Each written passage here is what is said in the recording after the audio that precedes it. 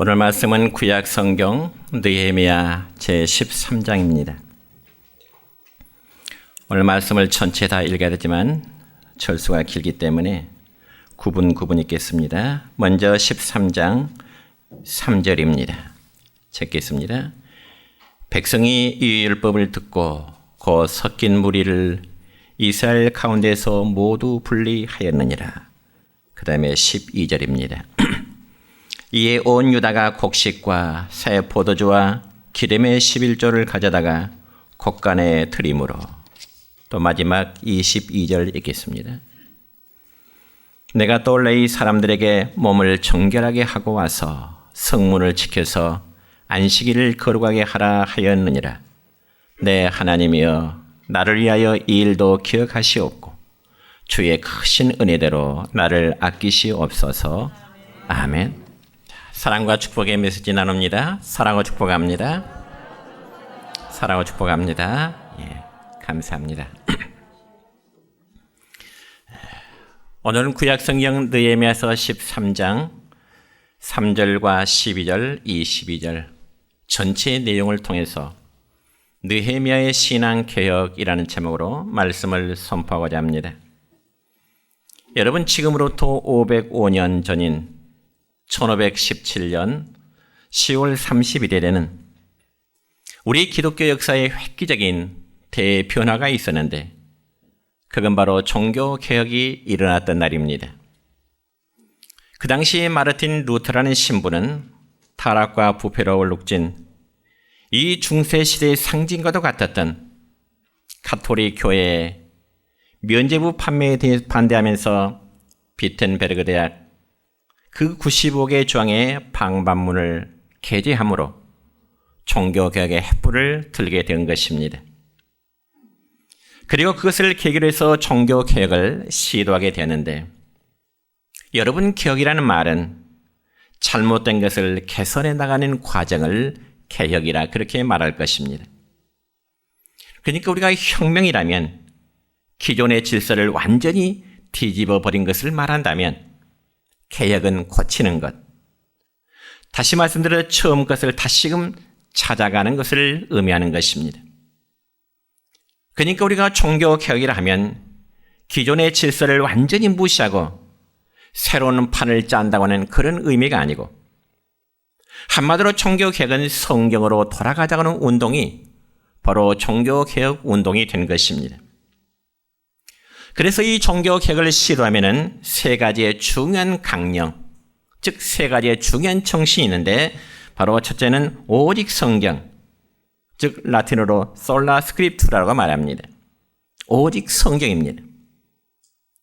그래서 교회는 어떤 전통에 의해서 교회가 세워져 가는 것이 아니라 성경이 최고의 권위임을 주장하게 된 것이지요.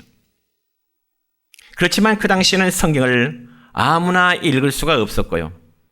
오직 교황이 허락한 바로 성직자만 성경을 읽을 수 있도록 되었던 것입니다.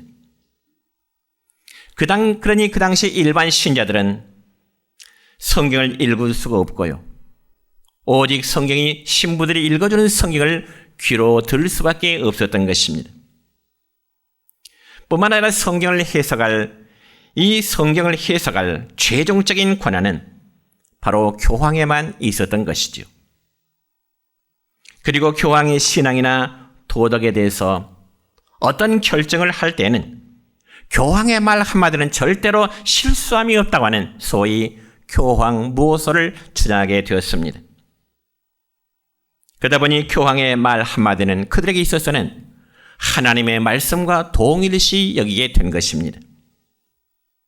그래서 그들은 교황의 결정을 마치 하나님의 말씀처럼 여겨서 그들의 신앙과 그들의 행위에 그리고 삶의 표준이 되어지게 된 것이었던 것입니다. 그러자 루터를 중심한 개혁자들이 그래서는 안 되겠다고 싶어서 오직 성경으로 돌아가자는 이 기치 아래 종교개혁을 시도하는 첫 번째 정신이 되었던 것입니다. 그리고 두 번째는 종교개혁의 원리는 오직 은혜, 솔라 그라티아라고 말합니다. 여러분, 구원이 면죄부를 삼으로써 얻어진 것이 아니라는 것은 너무나 당연한 일입니다. 왜냐하면 사람이 자신의 어떤 공로나 어떤 돈이나 혹은 면죄부로 그가 하나님 앞에서 의롭다함을 얻고 구원함을 얻는다는 사실은 한마디로 불가능하기 때문에 그렇습니다. 심지어는 여러분 성경 어디를 보아서도 면죄부를 사면 구원함을 얻는다고는 말씀은 단 한 구절도 없는 것이죠. 그러므로 루터에 대한 이 구원의 입장은 바로 신약성경 에베소서 2장 8절부터 9절에 있는 말씀, 그것이 바로 우리의 구원의 도리를 정확히 설명해 주는 말씀인데 함께 읽습니다. 너희는 그 은혜에 의하여 믿음으로 말미암아 구원을 받았으니 이것은 너희에게서 난 것이 아니요 하나님의 선물이라. 행위에서 난 것이 아니니 이는 누구든지 자랑하지 못하게 하려 함이라. 아멘. 여러분, 구원은 사람이 어떻게 해서 어떤 행위로 얻어지는 것이 결코 아닙니다. 그리고 구원에 관한 인간이 할 수 있는 일이라는 것은 아무것도 없습니다. 왜 그럴까요? 인간은 하나님 앞에서 전적으로 부패하고 타락하기 때문에 구원을 얻을 만한 어떤 선의 능력도 없는 것입니다. 그래서 구원은 전적으로 하나님이 하시는 일입니다. 구원은 하나님이 은혜로 주시는 것이요 하나님의 일방적인 선물로 주신 것임을 믿으시기를 축원합니다. 그러면 과연 여러분, 구원이란 무엇일까요? 아주 쉽게 말씀드리자면 구원이란 무엇으로부터 풀려나는 것을 의미합니다. 한마디로 자유함을 얻는 것이 구원이라는 사실입니다. 예를 들어 여러분, 어떤 사람이 불 가운데서 구출되어 살아났다면 그건 바로 구원을 얻은 거죠. 어떤 사람이 물에 빠져 죽어가는 순간에 누가 건져줘서 살아났다면 그게 바로 구원입니다. 특별히 우리 인간은 이 세상에 태어날 때부터 너나 할 것 없이 다 죄성을 가지고 태어난 인간들입니다. 그렇기 때문에 우리가 예수님 믿기 전에는 다 죄의 노예였고 그리고 하나님의 진노의 대상이었지만 예수님께서 저와 여러분의 죄인된 자들 위해서 십자가에 달려 죽으심으로 그 사실을 믿는 자들에게는 우리가 죄악의 권세에서 건져 노임 받게 된 거룩한 존재들입니다. 그럼 우리가 예수님을 믿어서 죄의 용서함을 받게 되고요. 그리고 하나님의 자녀가 된 것은 결코 우리가 잘나서 혹은 자격이 있어서 결코 아닌 것입니다. 또한 우리가 예수님 믿어 죄의 사함을 받고 영생을 소유함과 그리고 하나님의 자녀가 된 것, 우리가 잘나고 어떤 구원을 얻을 만한 자격이 있어서가 아니라 모든 것이 하나님의 은혜 때문임을 여러분 믿으시기를 바랍니다. 그러므로 지금 이 순간도 우리 모두는 하나님의 은혜로 살아가고 있는데, 은혜라는 이 말이 원래 헬라어로 카리스라는 단어인데요, 이 은혜는 원래 뜻은 바로 이제 받는 자의 가치나 공적 없이, 관계없이 한마디로 공짜로 얻는 것, 이게 바로 은혜인 것입니다. 그러니까 은혜라는 단어에서 강조되는 것은 뭐냐? 공짜라는 단어입니다. 은혜는 뭐다?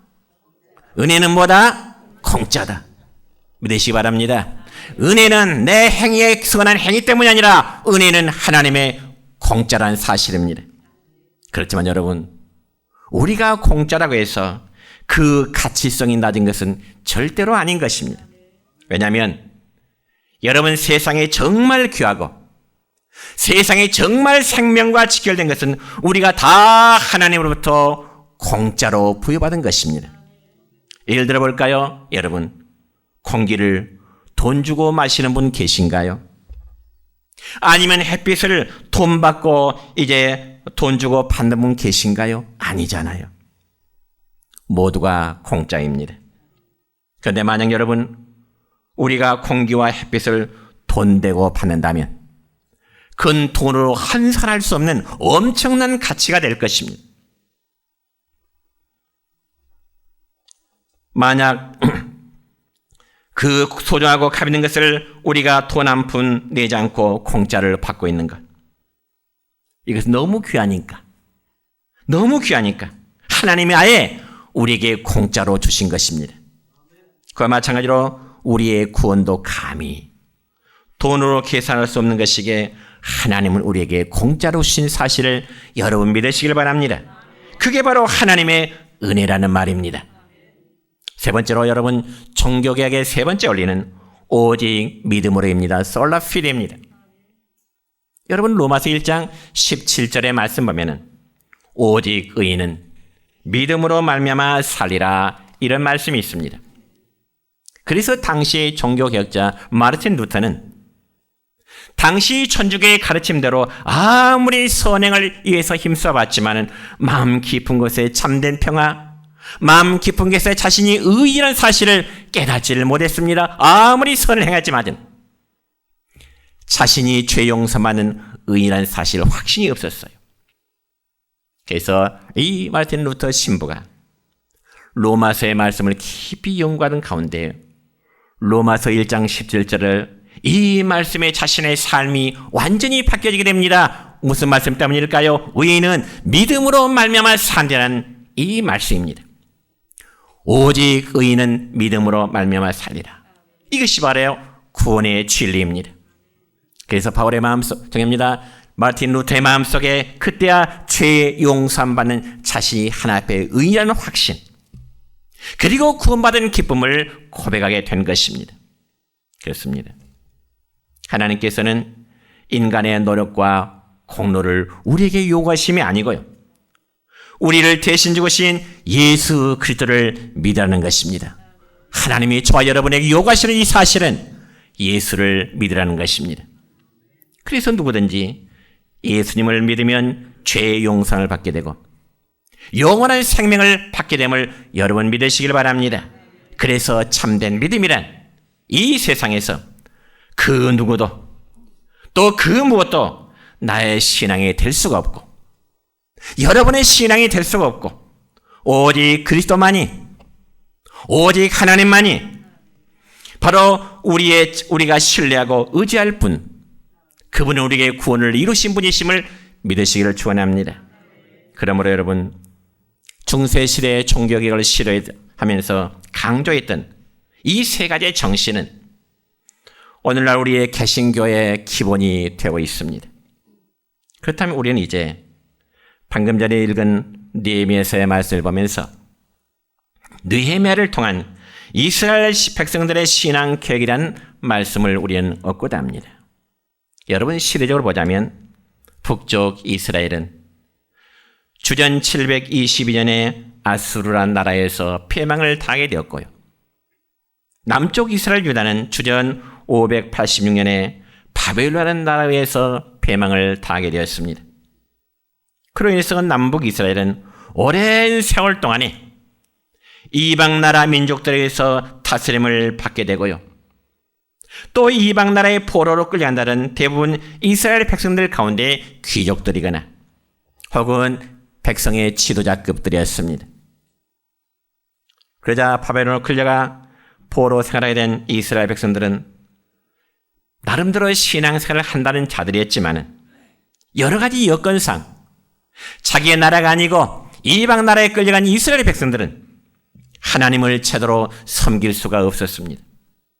왜냐하면 바벨론의 종교나 그리고 정치나 혹은 문화와 간섭이 유일신 여호와 하나님을 자유스럽게 섬기도록 용납하지를 않기 때문에 그렇습니다. 그러면 이스라엘 백성들이 나라를 잃어버리고 이방 나라에서 바벨론 포로 생활을 할 수밖에 없었던 그 이유가 무엇일까? 그것은 바로 하나님의 말씀을 거역하고 지키지 않는 범죄에 대한 하나님의 심판이요 하나님의 징계라는 사실입니다. 그래서 하나님은 백성들의 범죄로 인한 고난의 세월이 이제 70년이라는 사실을 이사야 선지자를 통해서 미리 예언해 주신 것이죠. 그리고 나서 이제는 70년의 바벨론 포로 생활이 끝난 이후에 하나님께서는 그들을 다시금 본국으로 되돌아오도록 하십니다. 그래서 포로 생활하다가 제1차로 돌아올 때는 그 백성들 가운데 수룹바벨이라는 이 지도자가 되어서 백성들을 본국 예루살렘으로 1차로 들어오고요. 그리고 제2차는 에스라라는 선지자가, 에스라엘 사람이 자기의 포로자를 데리고 자기의 본국 예루살렘으로 되돌아가게 되었습니다. 그렇다면 여러분, 70년의 포로 생활을 마치고 돌아와 본 그 예루살렘 모습은 어떤 모습일까요? 이 점에서 구약성경 느헤미야서 1장 3절의 말씀 보면 이런 말씀이 기록됩니다. 시작. 사로잡힘을 면하고 남아있는 자들이 그 지방 거기에서 큰 환난을 당하고 능욕을 받으며 예루살렘 성은 허물어지고 성문들은 불탔다 하는지라. 70년 포로 생활을 마치고 본국 예루살렘으로 돌아온 그 하나님의 성전의 모습은 불이 다 허물어져 있고요, 성문들도 불탔다. 그래서 본국으로 귀환한 스룹바벨은 가장 먼저 허물어진 하나님의 성전을 다시금 재건하게 됩니다. 2차로 들어온 예스라는 백성들에게 이제는 신앙 개혁 운동을 일으키게 되었습니다. 그러면 여러분, 에스라가 이스라엘 백성을 위한 신앙 개혁 가운데 가장 큰 개혁이 무엇일까요? 그것은 바로 하나님의 백성들이 이방 족속들과 한 가증한 결혼을 다 제거하는 일이었습니다. 그래서 여러분, 에스라 9장 2절의 말씀 보니까 이런 말씀이 있습니다. 시작. 그들의 딸을 맞이하여 아내와 며느리로 삼아 거룩한 자손이 그 지방 사람들과 서로 섞이게 하는데 방백들과 고관들이 이 죄에 더욱 으뜸이 되었다 하는지라. 여러분, 하나님의 백성들이 나라를 잃어버리고 그리고 포로 생활하는 중에도 본국에 남아있는 자들은 여전히 정신을 차리지 못하고 이방 족속들과 짜가며 살았다는 겁니다. 하나님의 거룩한 선면의 혈통을 그들의 스스로 버려버린 것입니다. 그리고 심지어는 대제사장들과 방백들과 고관들까지도 그러한 일에 대해서는 더욱 으뜸이 되었더라 기록되어 있네요. 그렇다면 여러분, 제2차로 귀국한 에스라는 그러한 소식을 듣고 그러한 상황을 보고 과연 어떠한 결정, 어떠한 반응을 나타낼까요? 그 점에서 에스라 9장 3절에 보니까 이렇습니다. 시작. 내가 이 일을 듣고 속옷과 겉옷을 찢고 머리털과 수염을 뜯으며 기가 막혀 앉으니. 아멘. 그러니까 한마디로 하나님의 성전은 불에 타버렸고요, 백성들은 이방 족속들과 짜가며 사는 것을 보니 에스라가 바라볼 때는 기가 차다는 겁니다. 기가 차요. 하나님의 거룩한 백성들이 하나님께 예배할 성전이 불타버렸지요. 백성들의 삶은 윤리적으로 말할 수 없이 타락해버렸지요. 그 모습 보니 기가 차다는 거죠. 성경에 보니 그래서 에스라는 어때요? 금식 기도를 한 후에 선포합니다. 뭐라고 선포한 줄 아십니까? 너희 중에 이방 여자를 아내로 맞이한 자는 다 끊어버리라. 이방 여자를, 혈통적으로 이방 여자를 아내로 맞이한 사람은 그 아내와의 관계를 끊어버리라. 그럼에도 만일 이방 여자를 끊지 않으면 하나님의 진노가 너희에게 임할 것임을 선포합니다. 그자 대다수의 무리들이 에스라의 신앙개혁에 동참하게 됩니다. 그렇다면 이제 오늘 본문의 말씀인 느헤미야는 신앙개혁을 어떻게 했을까요? 먼저 하나님께 찬송합니다.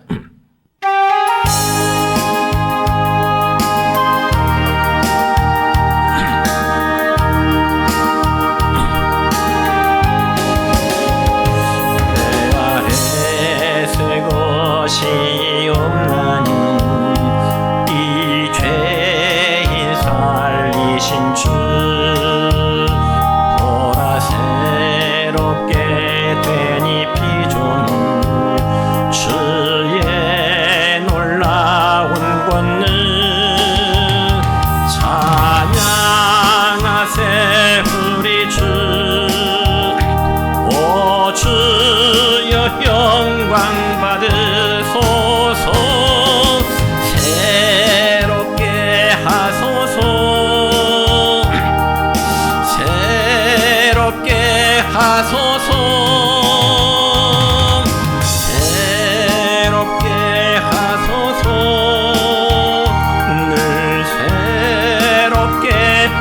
하소서.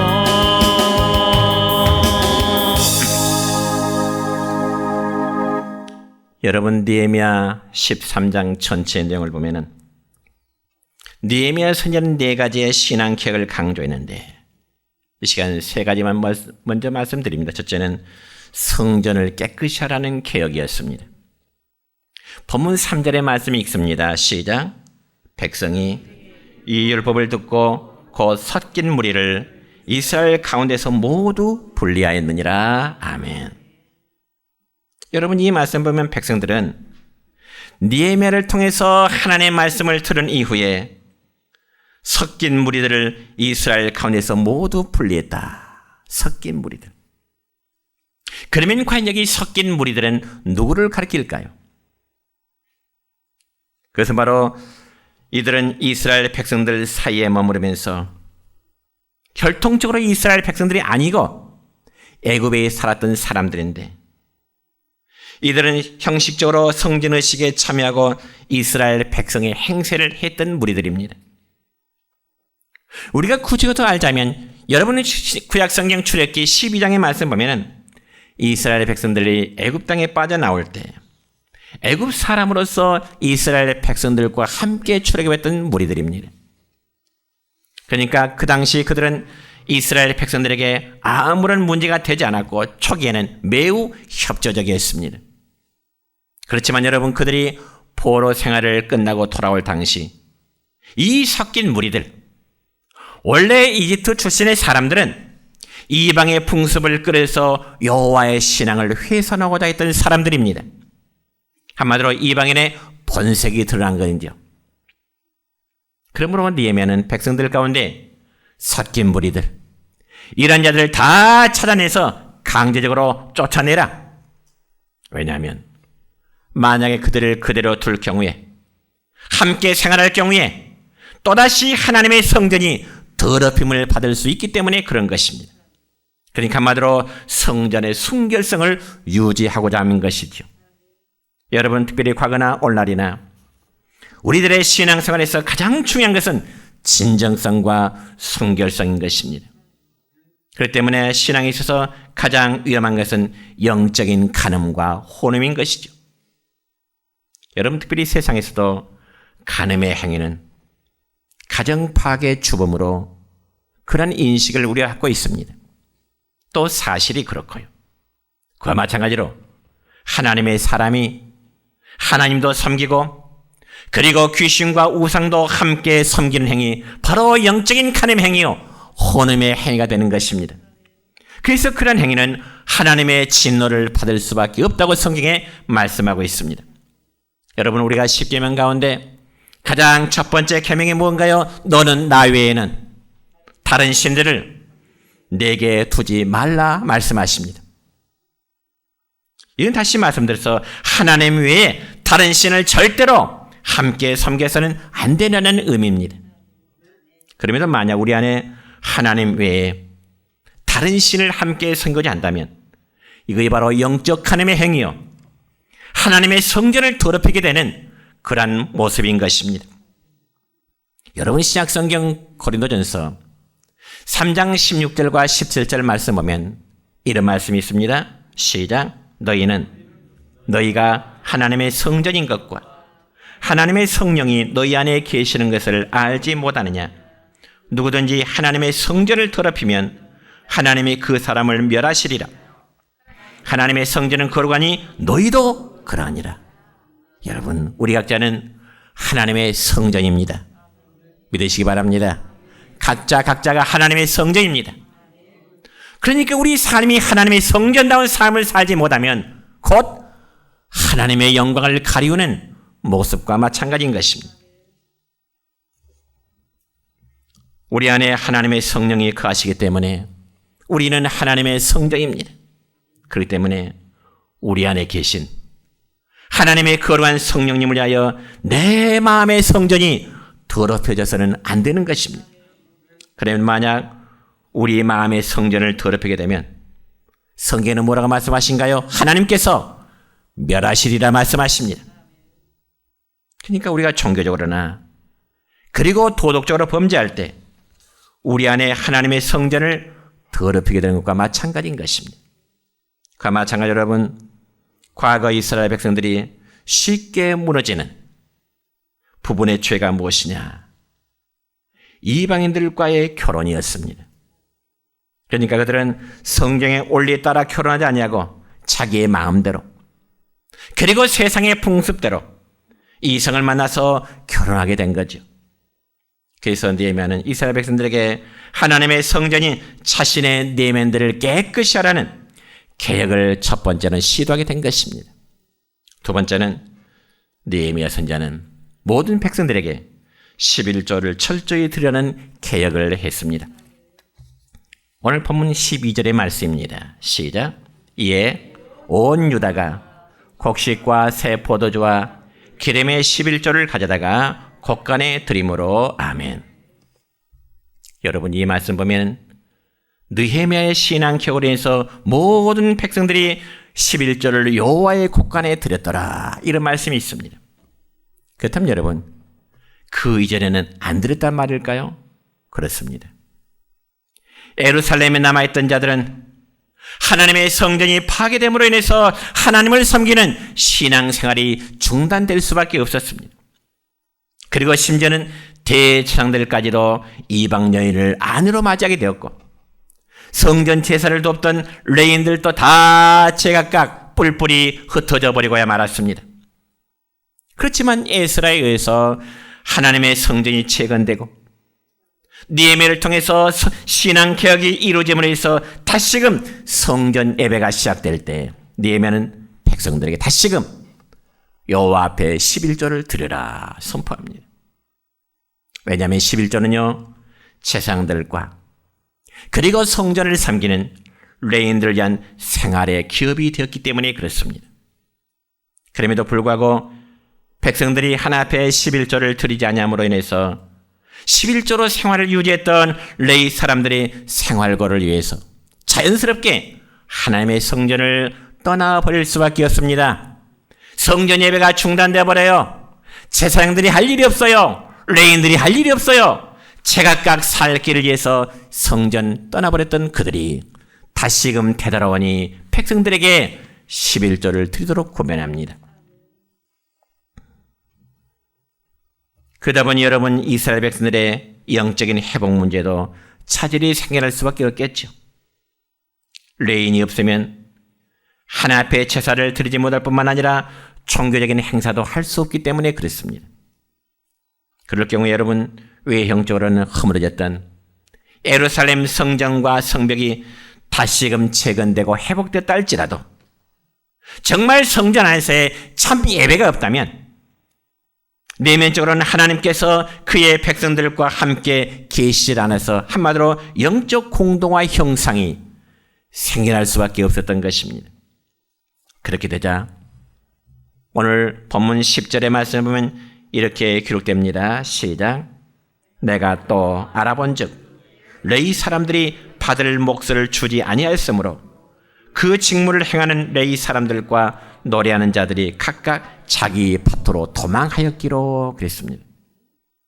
그러니까 이 말씀 보면 성전 봉헌식 이전에도 레위 사람들의 상당수는 생업을 위해서 여러 지방에 흩어져서 농사를 지으며 살았음을 알 수 있는 말씀입니다.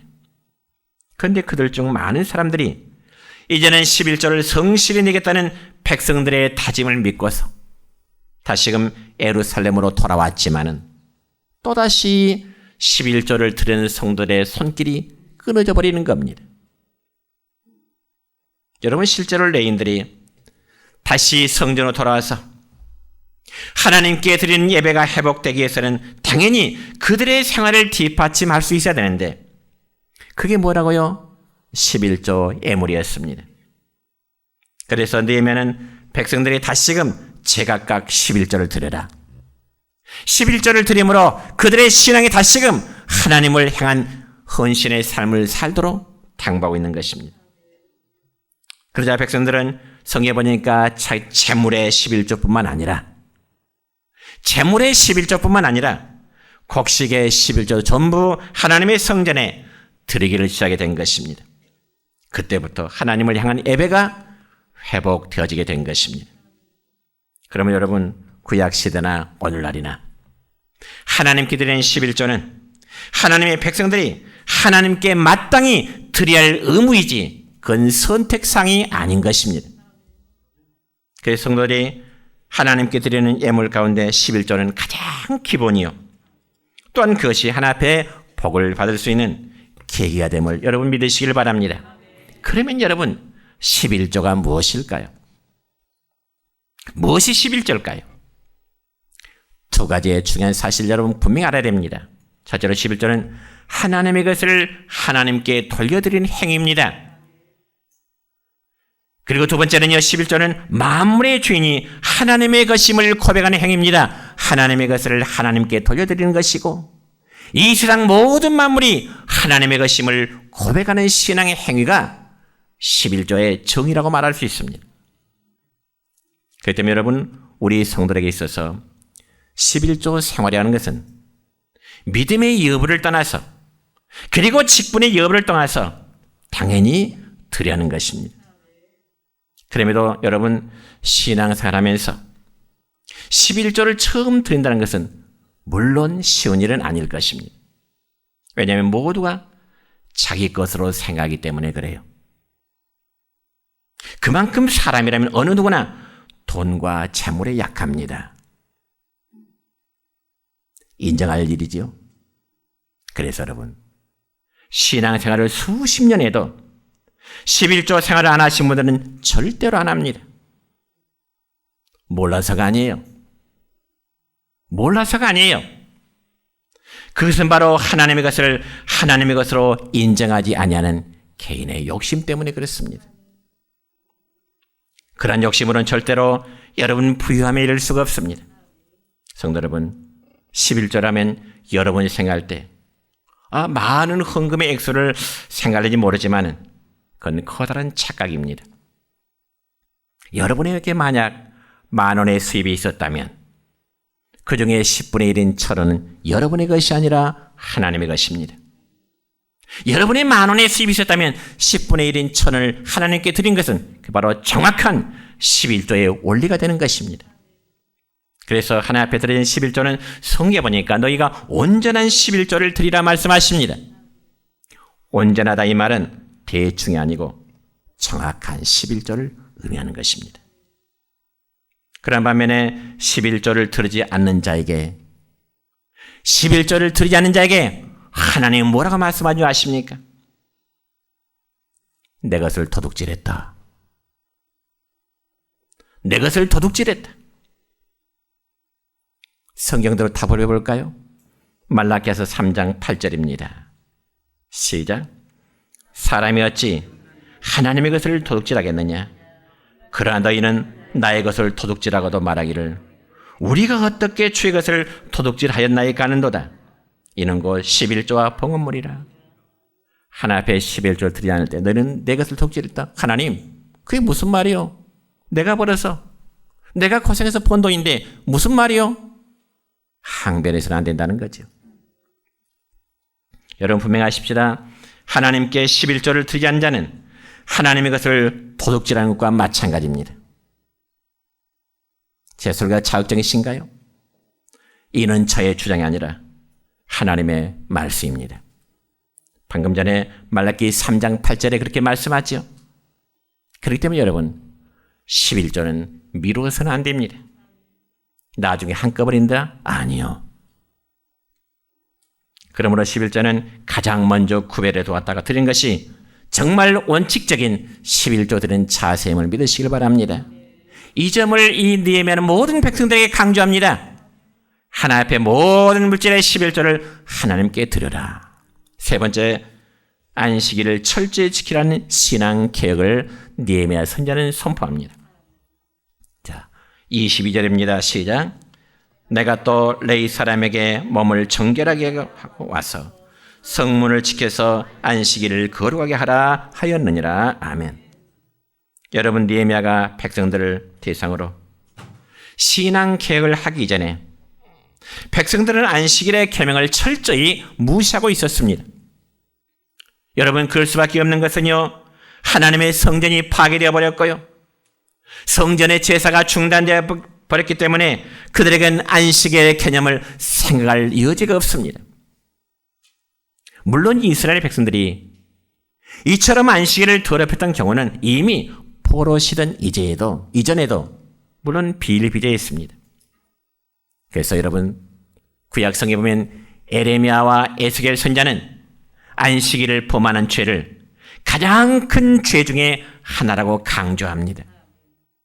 왜요? 하나님의 나라를 안식일을 지키지 않으면 그 하나님의 날을 바로 자신의 날로 이제 삼기 때문에 그렇죠. 여러분 그렇게 생각하십니까? 주일 한번 범하는 것이 죄라는 의식을 가지고 계시는지, 아니면 뭐 바쁠 때는 뭐 그럴 수 있지, 이런 인식을 갖고 계시는지요. 그런데 느헤미야 당시 이스라엘 백성들은 하루를 더 일함으로써 얻어질 이익에 집착해서 안식일을 습관적으로 범했던 것입니다. 오늘날로 말하자면 하루의 돈벌이를 위해서 주일을 범한 것과 마찬가지죠. 오늘 본문 15절의 말씀 읽습니다. 시작. 그때 내가 본즉 유다에서 어떤 사람이 안식일에 술틀을 밟고 곡식단을 나귀에 실어 운반하며 포도주와 포도와 무화과와 여러 가지 짐을 지고 안식일에 예루살렘으로 들어와서 음식물을 팔기로 그날에 내가 경계하였고. 다시 한번 15절 끝부분 제가 다시 읽습니다. 안식일에 예루살렘으로 들어와서 음식물을 팔기로 그날에 내가 경계하였고. 여러분, 안식일날 예루살렘 안에서는 무엇을 해야 될까요? 물어봅시다. 안식일날 예루살렘 안에서는 뭘 해야 될까요? 예배를 드려야 돼요. 당연히 육신적인 모든 일을 쉬고 하나님께 예배를 드려야 됩니다. 그럼에도 불구하고 안식일날 예루살렘 성 안에는 예배 대신에 평일과 똑같이 장사를 하는 사람들로 붐볐다는 거예요. 장사하는 사람들로. 그래서 느헤미야는 백성들이 안식일 예배를 드릴 수 있도록 하기 위해서 두 가지의 조치를 내립니다. 첫 번째 조치는 귀족들을 불러서 강하게 책망합니다. 귀족들을 불러서. 본문 18절인데요. 시작. 너희 조상들이 이같이 행하지 아니하였느냐? 그래서 우리 하나님이 이 모든 재앙을 우리와 이 성읍에 내리신 것이 아니냐? 그럼에도 불구하고 너희가 안식일을 범하여 진노가 이스라엘에 더욱 심하게 임하도록 하는도다. 이게 무슨 말인가요? 느헤미야는 그 지도자를 불러서 우리의 조상들이 이런 범죄 때문에 하나님이 우리를 저 바벨론 나라에, 저 아수르 나라에 포로 생활에 재앙을 주지 않았냐? 그러면 하지 말아야지. 조상들의 범죄를 또다시 반복하지 말아야지. 어찌 그래도 조상들의 범죄를 그대로 답습하느냐? 그래서 여호와의 진노가 또 임하게 하느냐? 지도청에 있는 귀족들을 느헤미야 선지자는 책망하게 됩니다.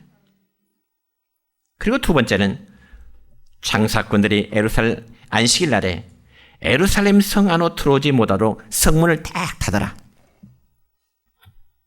장사꾼들이 예루살렘 성 안으로 안식일에는 들어오지 못하도록 아예 성문을 딱 닫아라. 19절의 말씀입니다. 시작. 안식일 전 예루살렘 성문이 어두워갈 때 내가 성문을 닫고 안식일이 지나기 전에는 열지 말라 하고 나를 따르는 종자 며칠 성문마다 세워 안식일은 아무 짐도 들어오지 못하게 하라. 그래서 예루살렘 성전 안에, 예루살렘 주변에 아무튼 주일 안식일날 물건을 사고 파는 일이 없도록, 장사하는 사람이 없도록 안식일이 되기 전날 성문을 닫아버리라. 장사꾼이 들어오지 못하도록.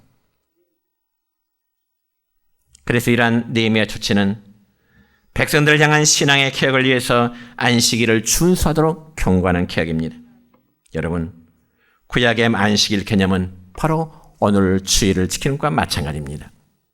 그렇다면 여러분, 말씀을 마무리하면서 오늘 주일 예배를 드리면서 여러분은 어떤 마음으로 예배를 드리고 계십니까? 우리의 신앙계획은 무엇보다도 안식일 즉 오늘의 주일을 철저히 지킴에 있습니다. 믿습니까?